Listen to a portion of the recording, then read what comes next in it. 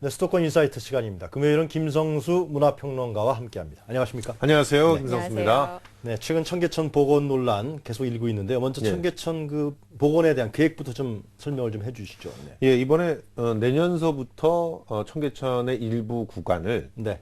곡선화하고 네. 그리고 바닥도 일부는 좀 콘크리트를 걷어내서 자연적으로 흡수가 될 수 있게끔 한다는 네. 그런 계획들을 갖다 차근차근히 발표를 한 건데요. 지금 현재 청계천을 보면은 생태하천이라고 말은 내걸었지만 결코 생태하천이 아니죠. 네. 실제로는 거대한 분수다라는 그런 그 비아냥도 있었고 실제로 어항과 같습니다. 콘크리트로 만든 어항이죠. 네. 처음 시작하는 데에 물이 들어오는 곳이 있고 네. 그다음에 끝나는 곳에는 보가 또 있어요. 그래서 물을 막게 되어 있거든요. 이 상태에서 그 안에 일정한 빠르기로 물이 흐르게 돼 있는 그런 구조입니다. 네. 그러니까 이런 구조다 보니까 뭐 계속적으로 유지 보수비가 들어갈 수밖에 없죠. 수질 오염은 아주 심각한 그런 상태고 특히나 이걸 만들기 위해서 직선으로 수로를 만들다 보니까 네, 네.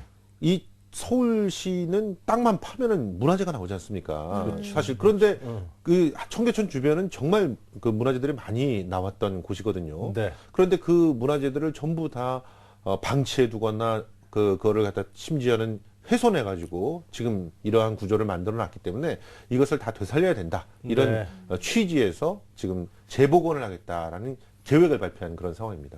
생각보다 여러 가지 문제가 있는데 이 청계천 복원 사업 자체는 이 청계천을 복원할 그 당시에 그때도 타당하다는 얘기가 있지 않았나요? 실제로 그때 그 박경리 선생이라고 기억이 되는데, 네, 소설가 박경리 소설가 선생님. 네. 박경리 선생님이 나서셔가지고 예. 청계천이 예전처럼 복원돼야 된다고 얼마나 호소를 하셨습니까? 네. 그리고 실제로 그때 당시를 기억하면서 이제 이명박 전 서울시장이자 예. 전 대통령이었던 그 측근 쪽에서는 예. 그때 엄청난 반대가 있었다 그랬는데 사실 청계천 복원을 반대하는 사람들은 거의 없었어요.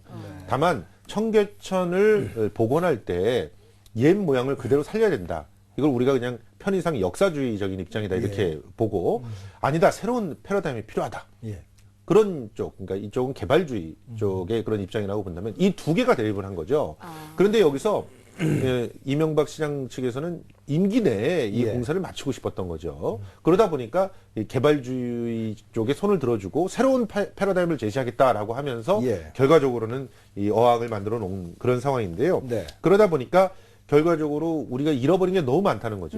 네. 예를 들어서 수표교 같은 경우도 지금 다시 복원이 됐다고는 하지만 실제로는 훼손이 돼서 제대로 다 복원하기까지는 예. 불가능할지도 모른다. 이런 얘기도. 수표교라는 게 그게 청계천 물을 측량하는 수량을 그렇죠. 예. 굉장히 중요한 문화재 유산이네요. 그렇죠. 네. 그런데 지금 그런 구조, 그러니까 예전에 했던 일들을 고스란히 어느 정도 기능도 할 수 있게끔 하면서 그 제 위치에 제대로 놓여 있게 해줘야 그게 문화재 복원이라고 말할 수 있는데 수표교는 그렇지 않고요. 네. 네. 그리고 또 지금 하수 종말철회장에 막 굴러다니는 교량과 석축들이 아직도 있습니다. 이거는 일부 지상파에서 네. 이 부분을 그때 고스란히 탐사 보도 프로그램에서 다루기도 해서 그때 뜨거운 화제가 되기도 했었고요.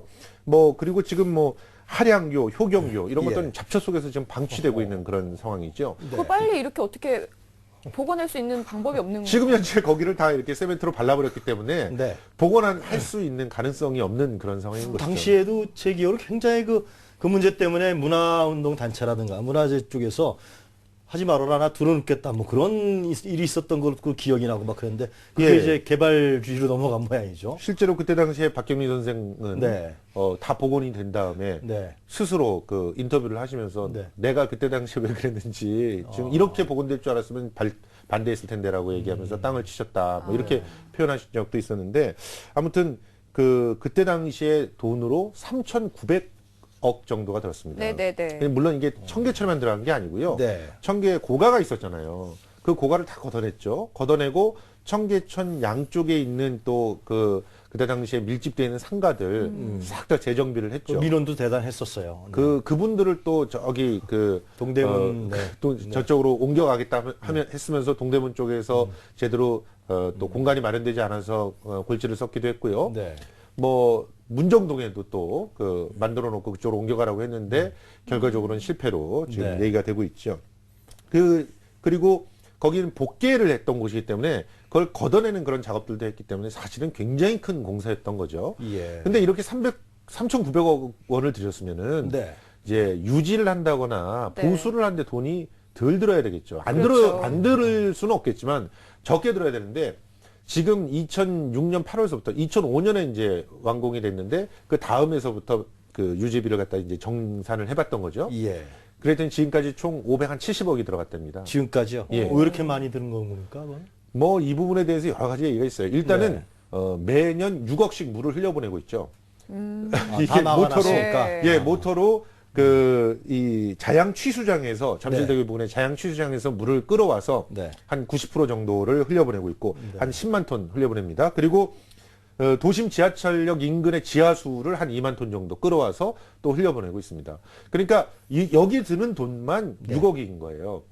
그리고 뭐 지금 거의 오염이 계속 심하죠. 실제로 뭐 녹조 끼고 이럴 때마다 계속 청소해줘야 되고 네. 네. 또 일부는 또 청계천이 복원됐다고 해가지고 여기다 방생을 하시는 분들도 계세요. 어류를.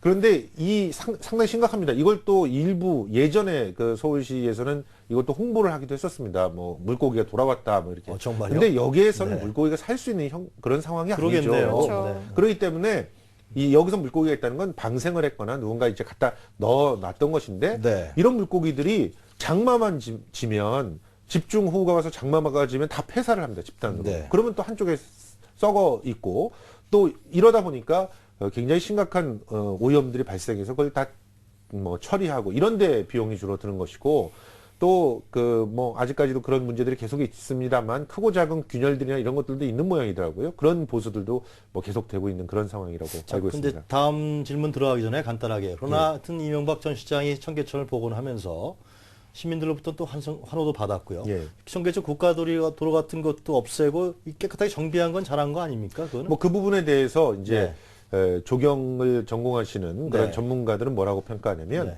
이걸 애초에 그러면 청계천을 복원하겠다 하지 말고 예. 청계천 정비 사업이라고 했었으면은 정비 사업이다. 예, 오해가 없었을 것이다. 네네네. 그렇게 네. 됐었으면은 여기에 대한 더 큰 기대를 갖거나 그러지 않았을 것이다. 네. 이 도심 속에서 물이 흐르는 이런 공간들이 존재한다는 것 자체만 해도 네. 위로의 느낌들을 갖게 되는 것이고 그것은 현대 도시 건축에 있어서는 굉장히 중요한 그런 하나의 역할로 평가를 받는데 네. 현대는 또 더 나가서 어떻게 하면 좀 더 생태적인 도시를 건설할 것인가에 대한 고민들이 많이 있는 거죠. 그런데 지금 청계천 같은 경우는 생태적이지 않기 때문에 이걸 네. 생태하천이라고 얘기할 수가 없고 그런 측면에서 복원했다라고 말하는 것은 어불성설이다. 이런 얘기들을 하고 있는 것입니다. 네. 이 청계천이 참 깨끗하기는 하지만 이 청계천과 맞닿아 있는 성북천을 가보면은 그 생태학적으로 잘 조성이 돼 있거든요. 그렇죠. 청계천처럼 깨끗하지는 않지만 거기에 이제 여러 가지 물고기나 철새들이나 많기 때문에 그렇습니다. 또 많은 그 시민들이 그곳을 애용하는데 그런 식으로 이렇게 자연적인 복구가 되면 참 좋을 거란 생각이 드는데 결론적으로 복구가 돼야 된다는 입장이신 거죠. 그렇죠. 언젠가는. 실제로 예. 잘못된 것은 오래 방치하면 나중에는 더 그걸 되돌리기가 어려워집니다. 그래서 네. 사실 청계천을 제대로 만들어야 된다라고 하는 그런 사람들의 입장에서는 네네. 하루라도 빨리 재복원을 해야 된다는 입장이고요. 네. 그래서 지금 서울시에서 내놓고 있는 그런 계획들을 보면은 비교적 그래도 이전에 청계천을 만들 때 당시보다는 진일보한 것이 일단 기간을 굉장히 길게 잡았어요. 한꺼번에 뭐 5년 안에 하겠다 이런 게 아니라 네. 일단 지금은 생태적인 어떤 그 밸런스라도 좀 되살려 보자. 이런 현재 그렇죠. 상태에서라도요? 현재 상태에서 생태적 밸런스를 좀 되살려 보는 거를 2018년까지. 그리고 이제 중기에는 여기서부터는 이제 조금씩 주변에 있는 뭐 물도 끌어다 와 보고 또 네. 주변에 있는 것들을 갖다 다시금 역사적인 입장에서 좀 되살려 보기도 하고 네. 완벽하게 복원을 끝내는 걸 2050년 정도로 보고 있어요. 2050년까지. 그럼 굉장히 장기적인 그런 네네네. 계획이라고 볼 수 있죠. 그런데 돈이 만만치 않게 들 것 같은데요. 예산이. 그렇죠. 뭐 그게 지금 문제 뭐 아니겠습니까? 예산되고 있는 게 뭐 네. 일각에서는 뭐 한 3,400억이다 이런 얘기도 있고 뭐 600억 정도 든다. 2050년까지. 그렇죠. 네. 600억 이상이 들 것이다 이런 네. 얘기들도 있는데 근데 이제 서울시에서 얘기하고 있는 것은 그렇습니다. 즉 네. 지금 580억 정도가 그 유지 보수 비용으로 들었다고 치면 여태까지. 1년으로 네. 따지면은 한 80억에서 100억 사이가 들었다는 얘기예요. 네. 그 돈만으로도 충분하다는 거거든요.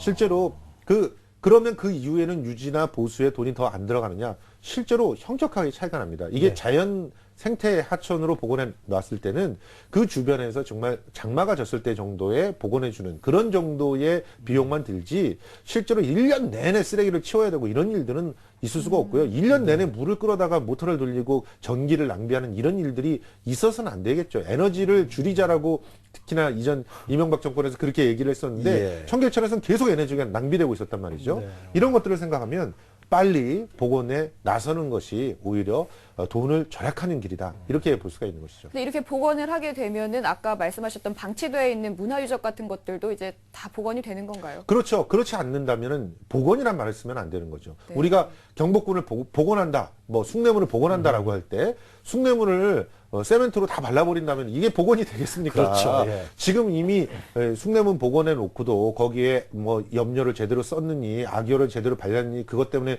어떻게 네. 됐니 갖고 뜨거운 논란이 벌어지고 있는데 네. 사실 청계천을 그대로 놓고 수표기구 같은 걸 그대로 놓고 본다면 그 관점에서 봤다면 저거는 사실은 재앙에 가까운 수준이에요. 그러니까 우리가 문화재를 어떻게 관리하느냐가 그 나라의 문화적 자존심이라고 하는 걸 환기해 본다면 청계천을 복원한다고 했을 때 이 문화재들이 제자리에 놓여져야 되고 또 옛 모습을 최대한 찾게끔 만들어주게 하는 것이 복원이라는 말을 쓸 수 있는 2050년까지 장기 계획을 잡았지만은 예. 그러니 물도 끌어와야 할 테고요. 그러면 그렇죠. 자연스럽게 하천도 흘러야 될 테고 이 서울 도시가 완전히 빌딩들이 숲인데 예. 그런 부분들이 가능하겠습니까? 이게 어마어마한 공사다라고 주장하시는 분도 계십니다. 실제로 네. 지금 끌어온다는 곳이 이제 백운동천, 중학천 이거면 북한산에서부터 이제 끌어온다는 거란 네. 말이에요. 끊겨 있잖아요. 실제로 지금은 이제 끊겨 있고 그 어떤 흐름이 이어져 있지 않고 있는데 그것들을 전부 다 걷어내면서 공사를 해줘야 되고 그리고 또 이쪽 천에서 내려오는 물들의 수량이 전반적으로 1년 내내 많지가 않아요. 그래서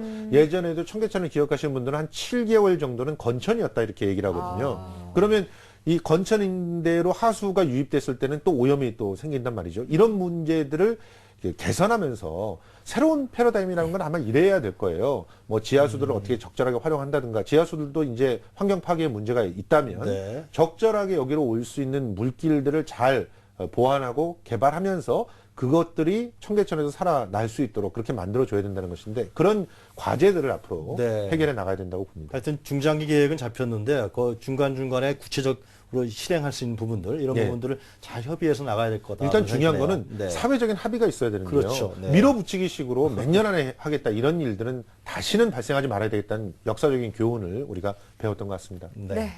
오늘 말씀 잘 들었습니다. 감사합니다. 고맙습니다. 네, 지금까지 김성수 평론가였습니다.